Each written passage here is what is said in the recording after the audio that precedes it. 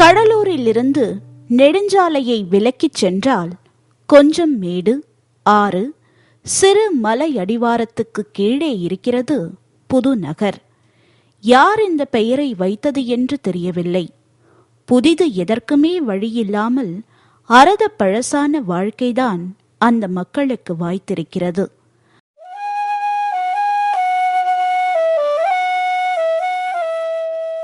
அரை நூற்றாண்டு அடைந்த பலாவையும் கால் நூற்றாண்டை கடந்த முந்திரியையுமே தானே தாக்கி தகர்த்து விட்டது என்றால் புதுநகர் வாசிகளின் கூரைகள் எம்மாத்திரம்? அந்த நாளில் அத்தனை கூரைகளும் காற்றினால் கடத்திச் செல்லப்பட்டுவிட்டன. வானத்தையே மேல் கூரையாக்கி வாழ்வதை தவிர அவர்களுக்கு வேறு வழி இல்லை. கையது கொண்டு மெய்யது பொத்தி என்பது பெருமையாக சொல்லக்கூடியதா என்ன? புதுநகர் மக்களுக்கு சொந்தமாக மனை கிடையாது. விவசாயம் பார்க்க நிலம் கிடையாது. நிரந்தரமான வேலை இல்லை.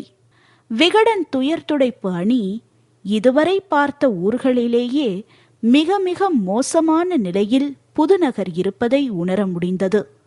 மொத்தம் 212 குடும்பங்கள். அவற்றின் உடனடி தேவைகள், அத்தியாவசிய தேவைகள் ஆகியவற்றை பட்டியலிட்டோம்.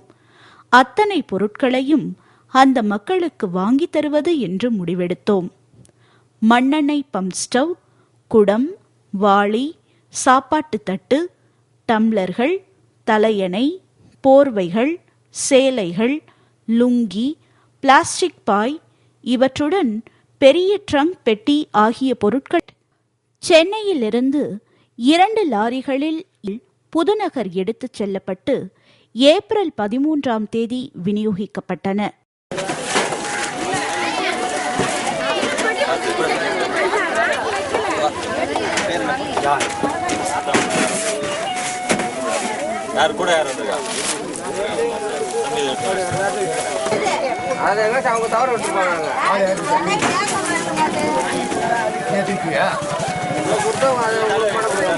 அந்த சுப தினத்தில் புதுநகர் மக்களின் முகத்தில் புன்னகை பூத்தது.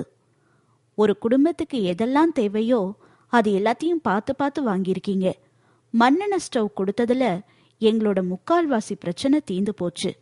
எங்க வாழ்க்கையோட நிலை மாறிடும் என்று நம்பிக்கையுடன் பேசினார்கள் புதுநகர் மக்கள்.